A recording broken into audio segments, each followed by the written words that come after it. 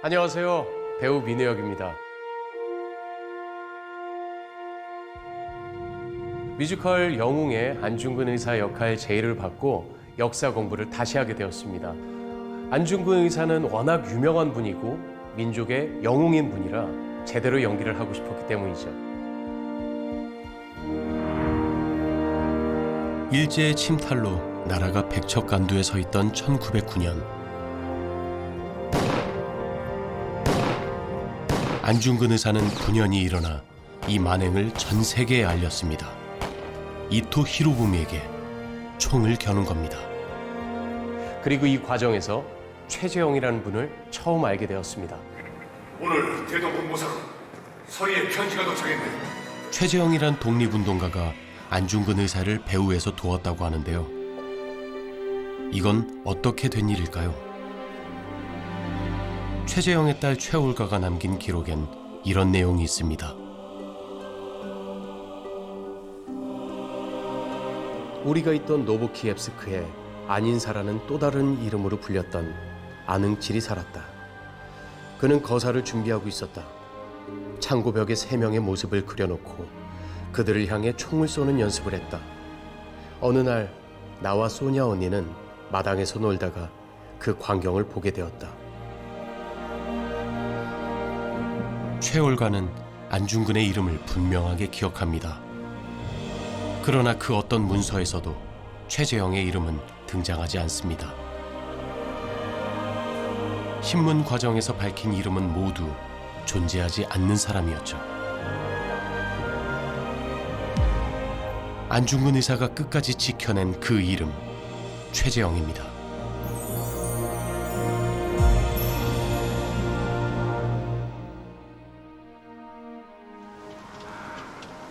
최재형은 과연 어떤 인물일까? 러시아로 향하는 여정에 소강성 목사가 동행했습니다. 참 우연히 알게 되었죠. 몇 년 전에 제가 블라디보스톡에 집회를 올 기회가 있었는데 고려인 연합 회장님께서 최재형 선생님에 대한 이야기를 하시는 거예요.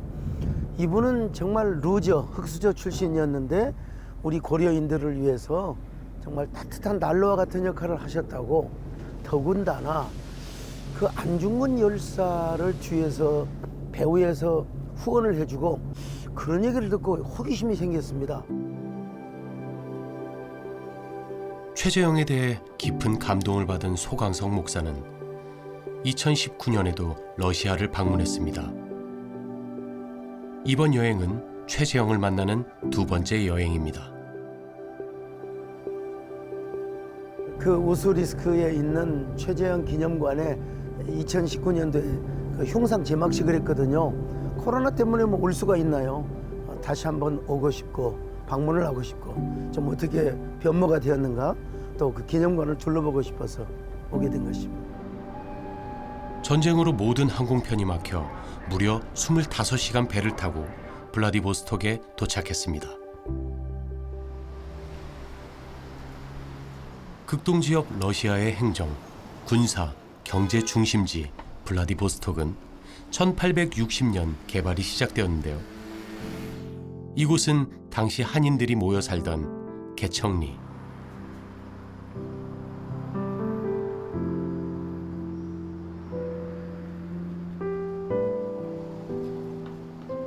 그리고 개척리 바로 옆 동네 시내 중심가에는 거부 최재형이 소유했던 백화점이 예전 모습 그대로 남아 있습니다.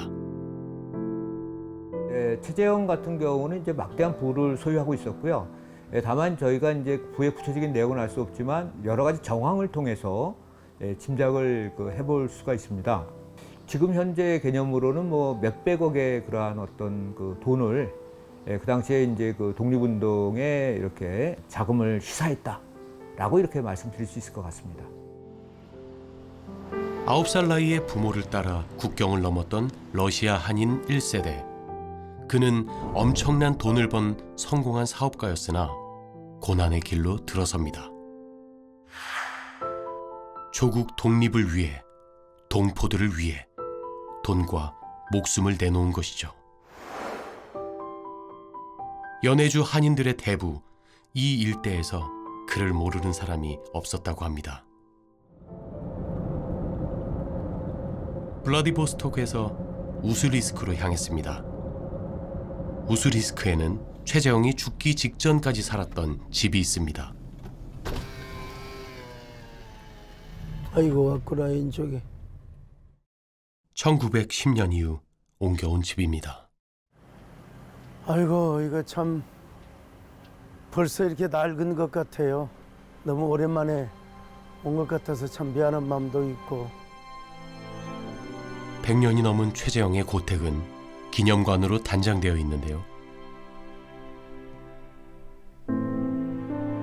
이곳에 사는 고려인들이 10년 동안 러시아 정부와 협상 끝에 우리 정부의 지원으로 세워진 기념관입니다. 아유 그래도 다행히 뭐 녹슬거나. 소강성 목사는 2019년 이 흉상과 기념비를 만드는 데 후원했습니다. 살아있는 것처럼. 우스리스크의 거상 최재형 선생님을 여전히 마음속으로 추앙하고 또 숭모합니다. 최재형을 알리고 기억하기 위한 노력이었습니다.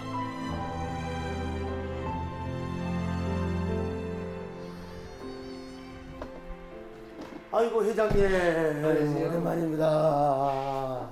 러시아 전시 상황에서 얼마나 힘드셨어요?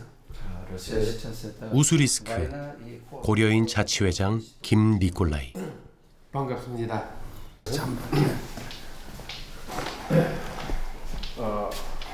Это 한국말 보내서 내가 러시아말로 하겠어요. Да, так как у него от него исходило много тепла, люди, корейцы его называли сепечка. 얼마나 따뜻했으면 이런 별명을 얻었을까? 참 그런 생각을 해보죠. 겨울이면 영하 30도 이하로 떨어지는 이곳에서 페치카, 난로는 생존의 필수 도구죠. 노비였던 부모를 따라 1869년 러시아로 건너온 것으로 알려진 소년 최재형은 포시에트 항구에서 일생의 전환점을 맞이합니다. 후에 양부모가 된 러시아 선장 부부를 만나 세례를 받고 유럽까지 오가며 사업가로 성장하게 된 겁니다. 최재형의 딸 최올가는 딸들에게 서양의 음악과 춤을 가르쳤던 아버지에 대해 이렇게 말합니다. 아버지는 스스로 많은 것을 배우고 익힌 시대를 앞선 사람이었다. 러시아어를 자유자재로 구사하는 한인 최재형. 그의 능력은 당시 러시아 황실에서도 인정했는데요. 이때 그의 나이 불과 36이었습니다. 놀라운 그의 행적은 이제부터입니다. 한인들을 위해 교회와 학교를 세워나갑니다. 대도시로 유학도 보냅니다. 1908년 해조신문을 보면 그가 자기 집까지 내놓았음을 알 수 있습니다. В Владивостоке был свой торговый дом, янчихи, у него были недвижимость. И деньги, которые он зарабатывал, он вкладывал, оказывал помощь. Чечехи он выделял на строительство церкви, да, значит, школы. В общем, для нас, корейцев, это самая выдающаяся личность того времени. 그는 왜 학교에 주목했을까? 우리말과 역사를 가르치려 했습니다. 격동의 시대를 헤쳐나갈 능력을 길러주고 싶었습니다.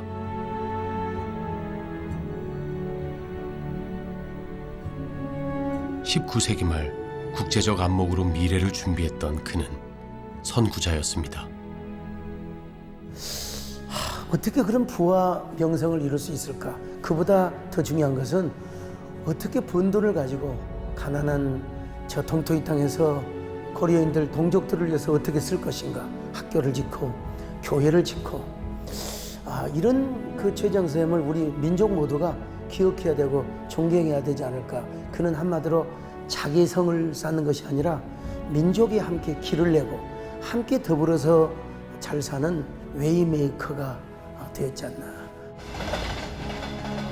그런데 최재형은 어떻게 많은 돈을 벌 수 있었을까요? 최재형이 러시아 이주 초기에 살았던 연추, 지금의 크라스키노로 향했습니다. 네, 저는 한국의 윤가 러시아의 연해주 크라스키노 지역에 농업 투자를 한 회사에서 일을 하고 있는 장민석입니다. 제가 연해주에 온 거는 2006년도니까 벌써 17년이 됐죠. 장민석 씨는 대형 농장에서 농산물 관리와 판매를 책임지고 있습니다. 이곳은 북한 아우지 탄광보다 북쪽인데요.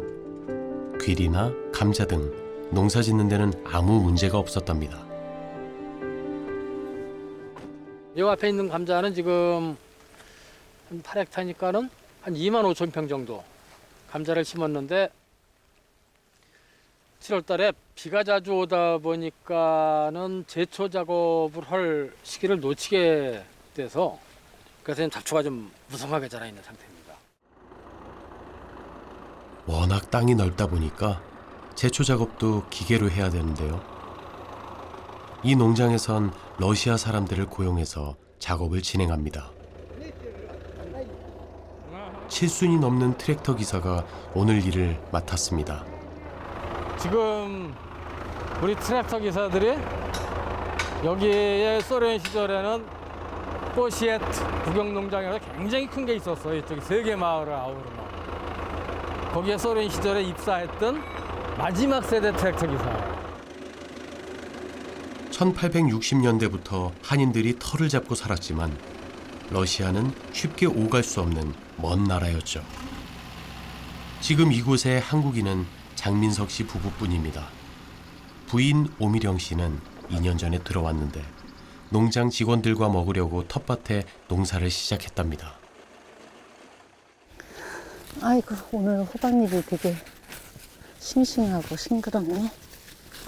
아이고, 어제 비가 많이 와가지고 밭이 참 좋네요. 물 주지도 않아도 되고. 연해주에서 제일 맛있는 건 감자, 그리고 오이, 당근인데요. 우리가 즐겨 먹는 웬만한 채소는 여기 다 있습니다. 우리 연해주에선 두만강이 이제 콩 두자를 써서 콩이 잘 된다는 말을 들어서 일단 콩을 심어봤어요. 처음 밭 입구에. 오미령 씨는 초보 농사꾼인데 심는 것마다 크고 튼실한 녀석들이 올라옵니다. 이 놀라운 수확을 목격할 때마다 오래전 이곳에 살았던 선조들이 떠오른다 합니다. 예, 농사 너무 잘 돼요. 땅이 너무 좋은 것 같아요. 땅이 너무 좋고, 그리고 일조량도 좋고. 그러니까 우리 조상님들이 여기로 넘어오셔서 처음에 농사를 지셨는데 너무 잘 됐을 거라는 생각이 들어서 고국을 바라보면서 슬펐을 것 같아요. 이렇게 넓은 땅이 있고 농사를 지을 땅이 그냥 있는데 그냥 놀고 있잖아요. 풀만 나고 있고. 이런 곳에 우리는 땅 한 뼘 없어서 먹거리가 부족하고 이런 생각 때문에 160여 년 전 이곳은 러시아인은 물론이고 사람이 거의 살지 않았던 땅. 국경을 넘은 한인들은 이곳에서 어떤 삶을 살았을까요?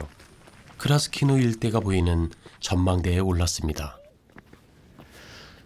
여기에 올라오시면은 왼쪽으로는 동해바다의 북쪽 끝자락이 있고 그 다음에 넓은 평원을 지나서 양쪽에 산들이 보이면서 서서히 그 계곡이 좁아지기 시작합니다. 그리고 산과 산 사이 그곳에서는 가운데로 연추 강이 흐르고 그건 사실상 사람이 살기에 가장 좋은 위치라고 볼 수가 있습니다. 과거 연추라 불리던 곳, 여기 한인들의 마을이 있었습니다. 1890년 무렵 최재형 또한 이곳에서 살았다고 하는데요. 산이 있고 강이 흐르는 비옥한 땅이 펼쳐져 있습니다. 그때 이곳을 다녀간 비숍 여사는 주목할 만한 기록을 남깁니다. 한인들은 매우 일을 잘했고 농사를 짓고 소를 키워 부자가 되었다는데요.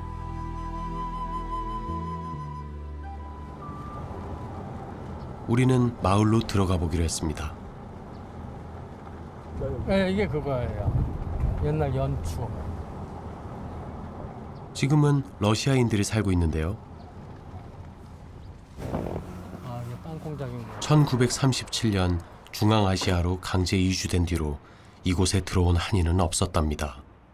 과연 흔적을 찾을 수 있을까요? Да, а у тебя на Юбикоме там есть очень большой колодец, туда у нас собака падала. Мы его доставали, он как рюмка. 마을 안쪽 숲속으로 더 들어갔습니다. 보통 마을은 우물을 중심으로 만들어지니까 우물을 찾아 나선 거죠.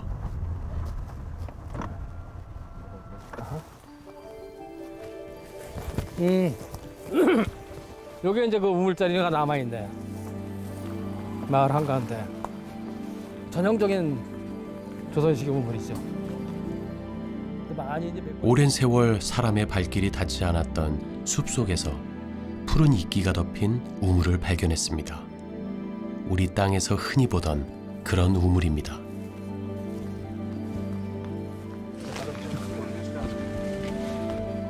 그렇다면 이곳에 한인의 마을이 있었을까요? 멀지 않은 곳에서 흔적을 찾았습니다. 이쪽에 보면은 이렇게 쫙 전형적으로 우리 옛날 집들 쌓듯이 이렇게 이런 것들이 누군가 쌓아놓은 돌무더기, 집터의 흔적입니다. 이곳엔 사람들이 살았던 생활의 흔적도 남아 있었습니다. 문구와 이런 것들, 그리고 이건 전형적인 손잡이죠.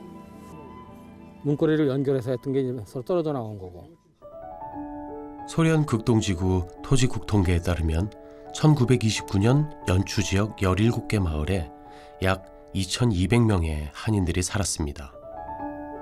이 연추 마을 바로 건너편이 포시에트 항구인데요. 항구를 중심으로 러시아 군대가 주둔하기 시작하자 한인들은 소고기, 연어 등 식자재를 납품해 돈을 벌어들입니다.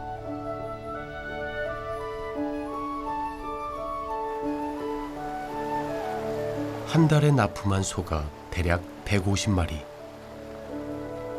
당시 노동자 300명의 한 달 월급에 해당하는 큰 사업이었습니다.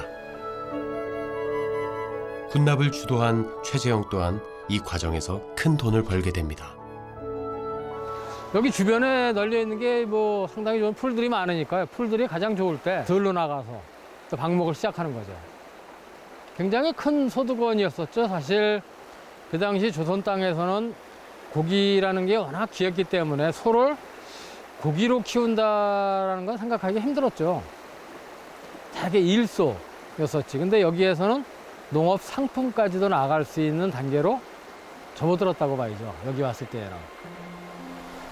최재형의 사업적 안목은 탁월했습니다. 연추강의 연어가 돈벌이가 될 거라곤 미처 생각지 못했던 때였습니다. 누군가가 여기서 보다가 이제 연어가 나타나는 걸 처음 발견한 사람은 동네 사람들한테 얘기하겠죠. 야, 연어 올라왔다. 그럼 다들 몰려올 거고. 이제 조만간 이제 연어가 올라오기 시작하죠. 연어가 여러 종류들이 있으니까요. 계절별로. 또 훈제해서 장기 보관할 수 있게 훈제도 하고 연어알도 빼내서 또 절임을 해서 분납을 하고. 최재형이 연해주 대표 사업가로 부상한 데에는 러시아 정부가 발주한 도로공사도 한 몫을 했습니다. 지금도 사용되는 이 도로가 과거 한인들과 최재형이 건설한 겁니다. 라즈 돌리노예에서 연추에 이르는 170km의 도로지요. 이때 공사에 동원된 한인들은 조선에서는 경험하지 못한 넉넉한 임금을 받았다고 전해집니다. 그리고 더군다나 거기서 중요한 것은 그 러시아인들과 한인들과의 사이에서 공정하게 모든 것들을 잘 관리해 주셨던 한인 지도자분이 또 계셨었죠. 그 최재형 선생님 같은. 그러니까 이분들의 경우에는 그 지난 시절 조선의 함경북도의 그 험한 곳에서 살다가 이곳에 와서 살다 보니까는 상당히 야, 이런 세상이 있었구나.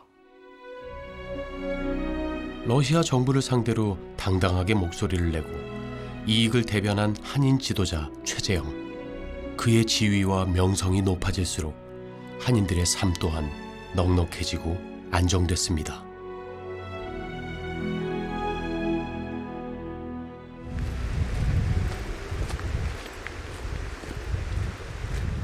이곳에 살면서 최재형을 알게 된 장민석 씨는 100여 년 전에 그분이 인생의 멘토가 되었다고 합니다.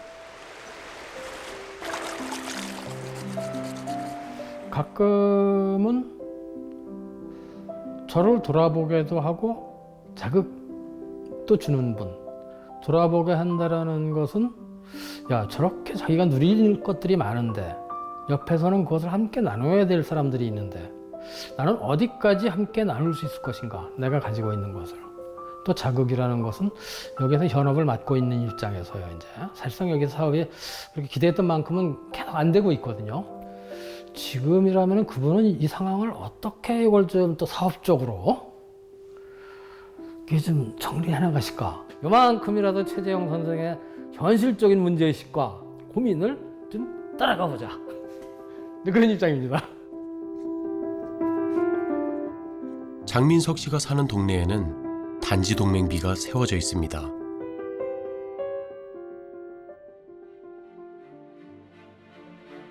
단지 동맹. 안중근 의사가 동지 12명과 함께 비밀 결사를 조직하고 손가락을 자르며 항일 투쟁을 결의했던 그곳이 바로 여기입니다.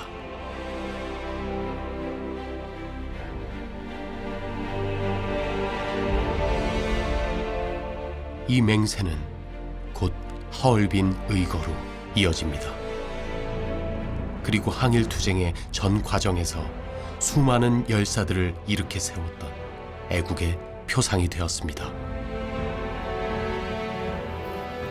안중근 의사님을 비롯해서 함께 뜻을 같이 했던 12분들의 선열들의 성함 석자라도 깨끗이 닦아드리는 게 후손된 도리겠죠? 장민석 씨는 일주일에 한두 번 이곳을 찾습니다. 코로나와의 전쟁으로 발길이 끊겼지만 아무도 찾아주지 않아도 닫고 정돈합니다. 그는 이곳에서 자신처럼 단지 동맹비를 정리하는 고려인을 만났던 일을 잊지 못합니다. 그래서 가끔 농장을 왔다 갔다 지나다 보면은 처음 보는 분이 여기서 쭈그리고 앉아서 땅 뺏어서 풀을 뽑기도 하고 또 이러한 비를 닦기도 하고 그런 걸 보면 아, 민족이라는 게 서로 이름도 모르고 지역도 다른 곳에 살고 있지만 하나로서 그 선열에 대한 마음은 같구나. 좀 그런 뭉클함과 뿌듯함을 느끼기도 합니다. 역사는 기억하는 사람들에 의해 발전합니다.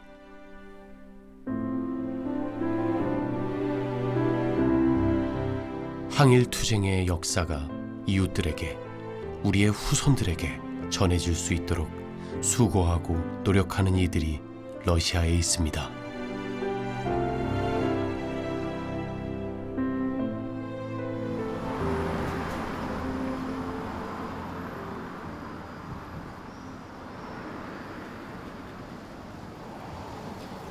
저는 대륙에서 활동한 수많은 독립운동가들을 부활시키기 위해서 끊임없이 나름대로 노력한 그러한 학자 박환입니다.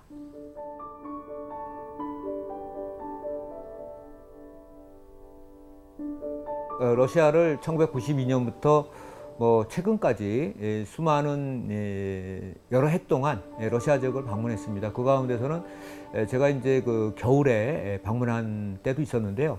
그리고 사실은 또 의병이라든가 독립군이 활동했던 그 근거지가 있는 쪽은 대부분 산악지대거든요. 그쪽은 훨씬 추운 지역입니다. 여러 가지 또 환경도 좋지 않은 그런 곳임에도 불구하고 그곳에서 투쟁했다는 것을 생각하면 굉장히 가슴이 저려왔고요.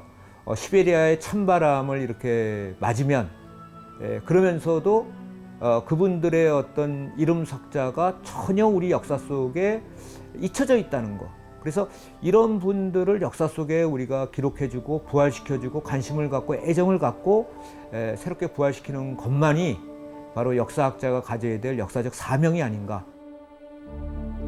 만주, 러시아, 중앙아시아 일대 독립운동사를 연구해온 박환 교수는 90년대 초 해조신문을 발견했을 때 그 감격을 잊지 못합니다. 이게 이제 이 신문이 그 순수 한글로 돼 있으면서 러시아 지역의 상황들을 생생하게 그 당시 상황을 이제 보여주는 신문이었거든요. 그래서 1990년대 전반기에 그러한 어떤 자료를 저희가 최초로 봤습니다. 그리고 그 해조 신문에는 안중근 의사가 그 자신이 그 여러 러시아 지역에 있는 동포들의 단합을 중요하는 사람의 마음을 사람들이 단결하라. 라는 이제 글이 이제 거기 그 실려 있었고요. 그 당시에 뭐 러시아 지역의 대표적인 독립운동가인 최재형이 동해를 조직했는데 그 동해의 취지서, 최재형이 쓴 글, 이게 이제 그 해조신문에 실려 있었습니다. 총알을 피하지 말고 동심동력하여 항일 독립운동의 길을 함께하자는 최재형이 쓴 동의회 설립 취지문입니다. 동의회는 최재형이 안중근, 이범윤 등과 함께 조직한 항일 무장투쟁 단체인데요.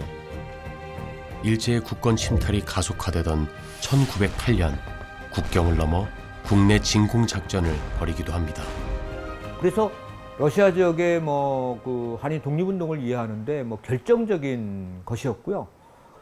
그 당시에는 뭐 러시아 지역의 한인 독립운동은 뭐 제대로 한국에 거의 소개가 되지 않았던 그런 시절이었습니다. 그래서 그 해조신문을 보고 제가 참 감격하고 전율을 느끼고 학자적 욕심에 굉장히 그 참 감동의 감동을 받았다라고 이렇게 말씀드릴 수 있습니다. 그렇다면 러시아 관리로 사업가로 활동하던 최재형은 어떻게 독립운동에 뛰어들었던 걸까요? 그의 손자는 러일 전쟁이 계기가 됐다고 전합니다. 러일 전쟁이 일본의 승리로 끝나자 최재형은 도쿄를 방문, 일본의 제국주의적 야욕을 읽어냅니다. 독립운동은 피할 수 없는 사명이 됩니다.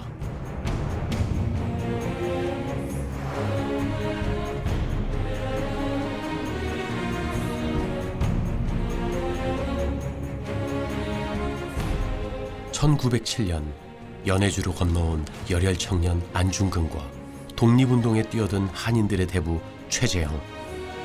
박환 교수는 역사 속에 숨어있는 그들의 관계를 하나하나 추적해왔습니다. 당시 하얼빈은 중국이 아닌 러시아 관할이었습니다.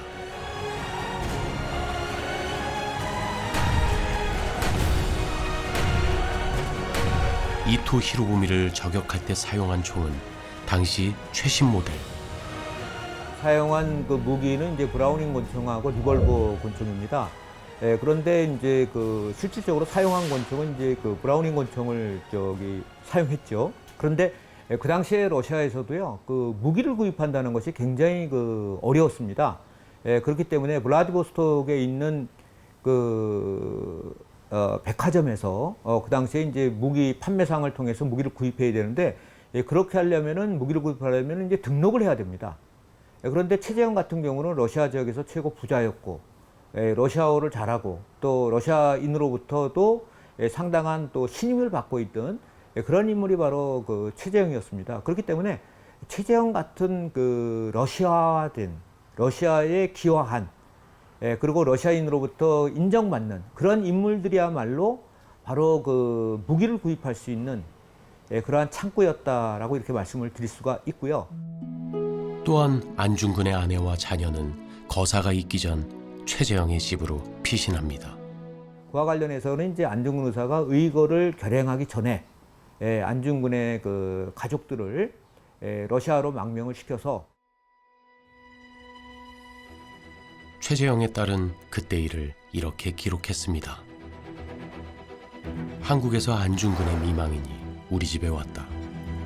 우리 어머니 최엘레나는 영웅의 아내에게 지난 일들에 대해 얘기해주면서 이토를 사살하기까지 얼마나 철저하게 준비했는지 알려주었다.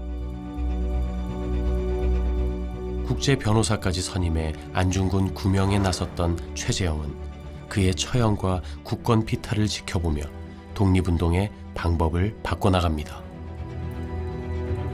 노골적인 일제의 탄압에 맞서 권업회를 조직한 것입니다.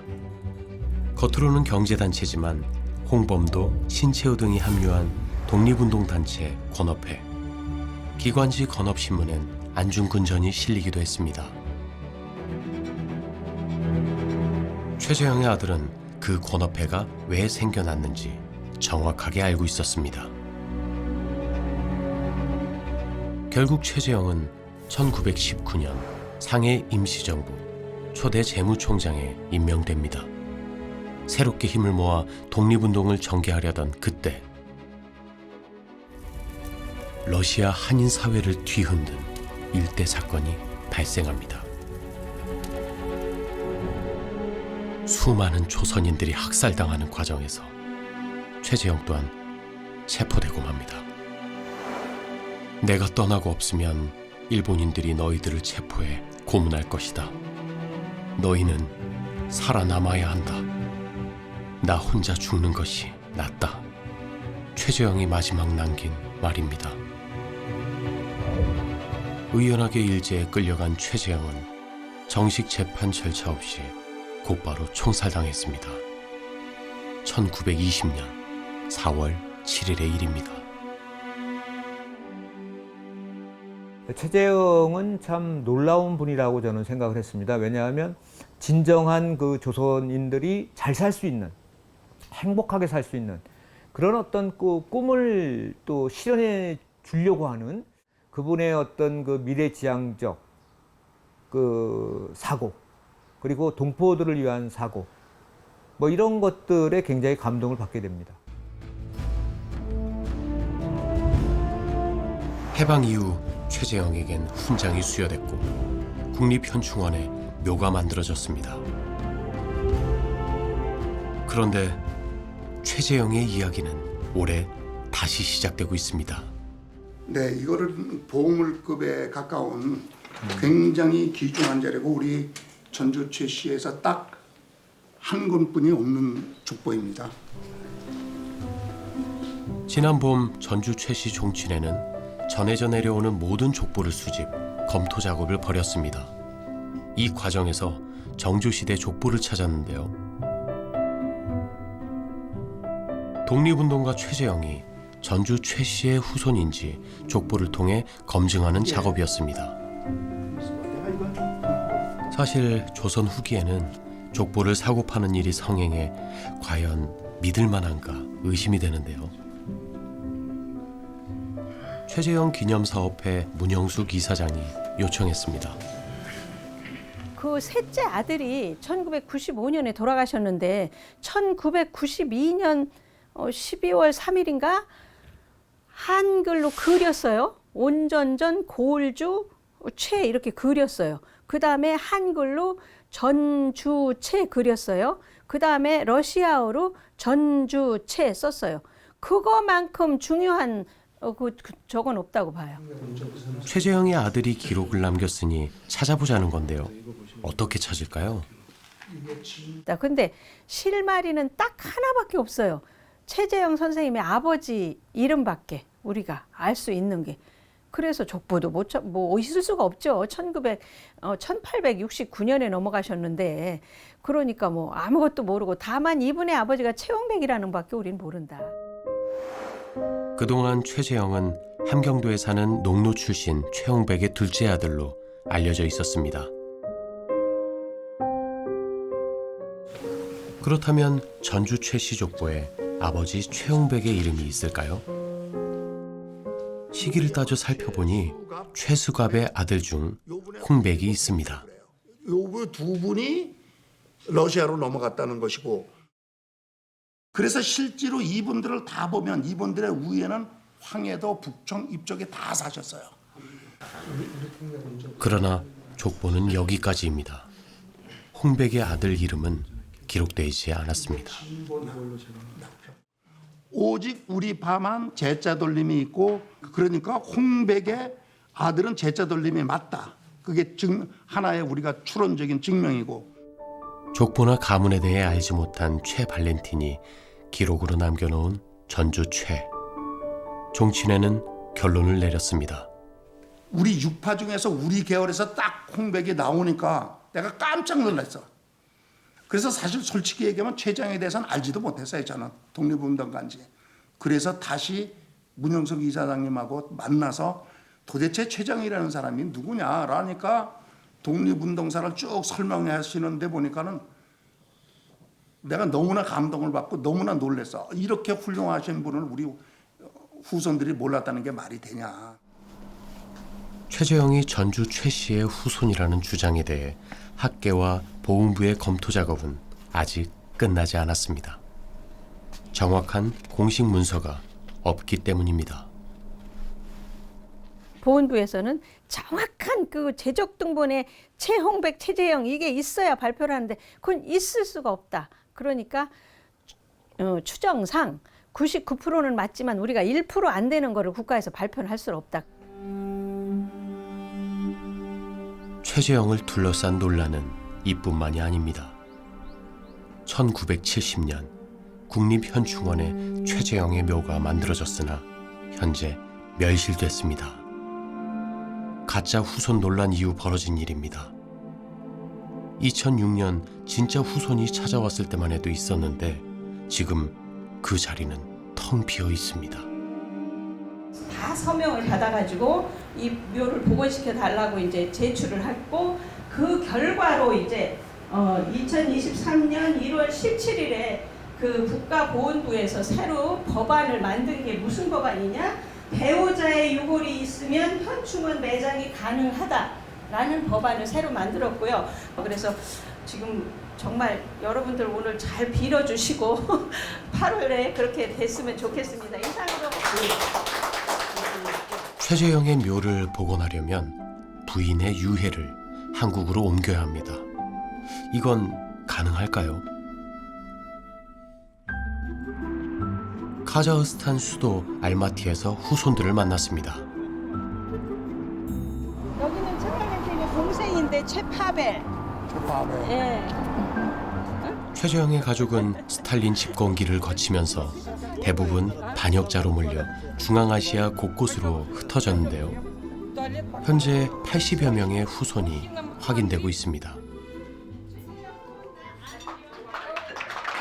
오랜만에 고국에서 손님이 왔다는 소식에 최재형 후손뿐만 아니라 황운정, 이동희 등 독립운동가 후손들도 함께 모였습니다.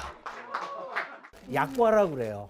이 약과는 예전에 할머니 할아버지들이 제사 지낼 때 집에서 다 쌀을 빻고 쪄서 튀겨서 조청 꿀을 발라서 만든 건데 그래서 그 정을 나누고자 조금이지만 저희가 준비했어요. 처음 보는 낯선 한국의 과자가 반갑습니다. 애기는 2개 줄게요. 언어가 다르고 국적도 문화도 다르지만 이들에게 대한민국은 여전히 조국입니다.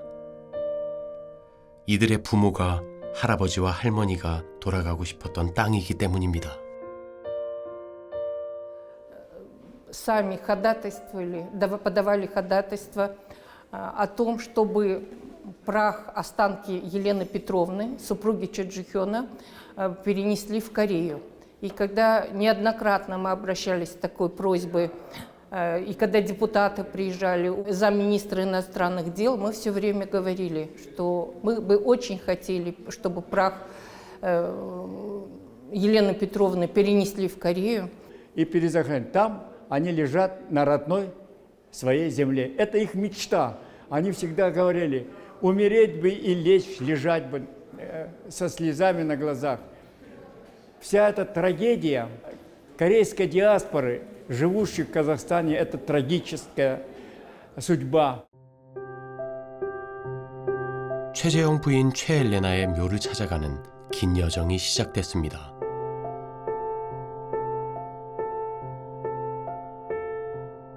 카자흐스탄에서 국경을 넘어 키르기스스탄으로 들어섰습니다. 최엘레나는 1952년 키르기스스탄에서 72세의 나이로 돌아가셨다는데요. 글쎄, 초조합니다, 좀. 마음이 좀 초조합니다. 초조하고 어떻게 돼 있을까라는 그 궁금한 점이 좀 많고, 잘 관리가 돼 있을까라는 걱정도 되고. 최재형이 총살당한 뒤 극도의 생활고를 겪어야 했고 아들과 사위 7명이 처형당하는 걸 지켜봐야 했던 최엘레나. 대한민국 독립운동가의 아내는 먼 나라 공동묘지에 묻혀 있었습니다. 자, 일단 묘소 안에 풀부터 제거를 하고. 러시아로 이주한 한인의 딸이었던 최엘레나는 안중근 의사의 가족을 돌보기도 했고요. 최재형의 독립운동을 묵묵히 내조한 숨은 공로자였습니다. 이거 주위 환경도 그렇고 이건 정말 말이 아니에요. 할머니가 아주 불쌍해 죽겠어요. 아유, 왜 자꾸 눈물이 나면 말이 안 되네. 아유, 참.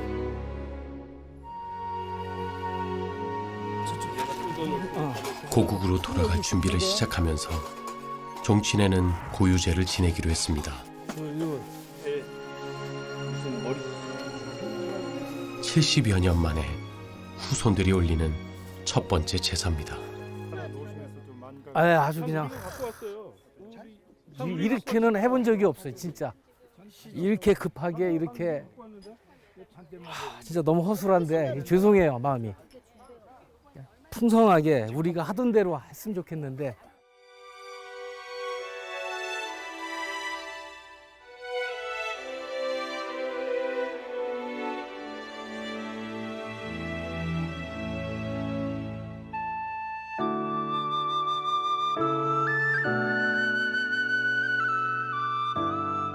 일제는 최재형의 시신조차 감춰버렸습니다. 묘를 만들 수도 장례식을 할 수도 없었습니다.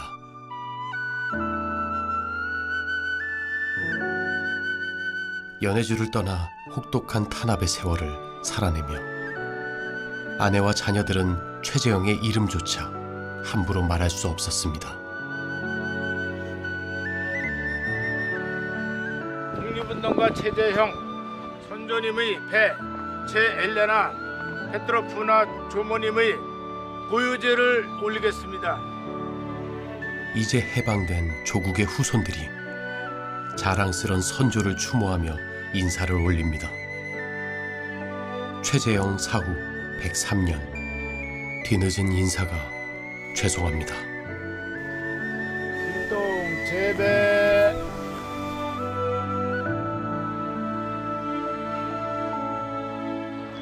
최재형 선조님은 조국과 민족의 독립을 위해 제 한 몸 불살라 사라졌음에도 조국 대한민국이 아닌 러시아 블라디보스톡 어디엔가 불편하게 잠들어 계십니다. 부와 명예를 모두 갖게 되었으나 조국이 없어진 것을 가슴 아파하시며 재산과 목숨까지 우리 대한민국의 독립을 위해 아낌없이 바치시고 형장의 이슬로 사라지셨습니다. 우리 후손들은 최재형 선생님의 큰 뜻을 기리지 못하는 것은 죄악을 저지른 것이 아닌가 되되 물어봐야 될 것입니다.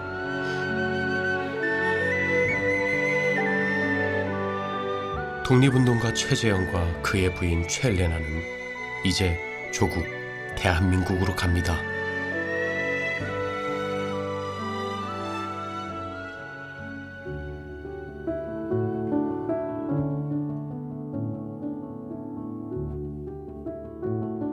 역사는 오늘을 사는 후손들에게 힘이 됩니다. 저게 아버지 엄마가 옛날부터 어린이부터 이렇게 계속 너가 최재형 후손이니까 고려인이에요.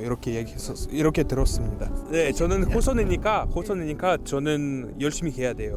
그리고 지금 대학교 다니고 있으니까 재경 후손이라서 좀 엄청 열심히 공부해야 돼요.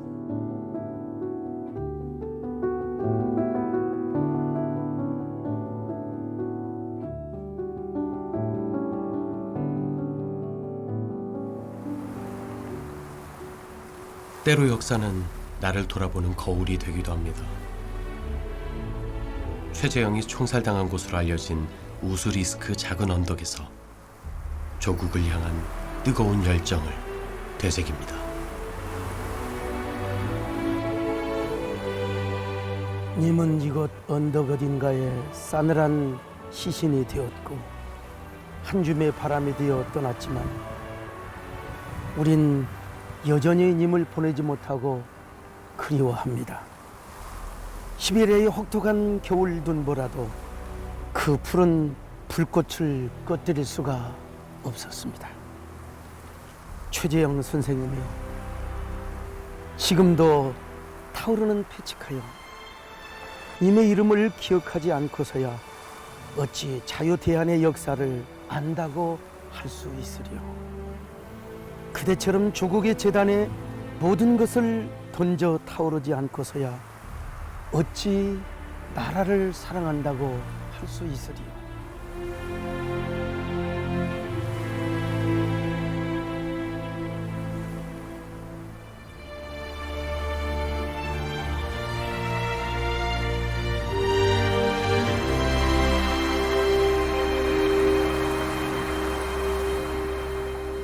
순국 선열을 추모하고 선양하는 일은 불행했던 일제강점의 역사를 자랑스런 항일투쟁의 역사로 바꿔내는 일입니다.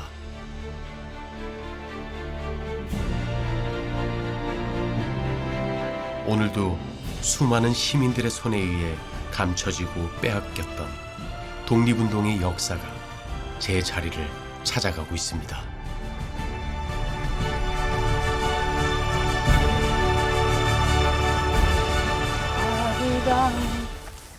아라리로 아리랑 한두 뿌리만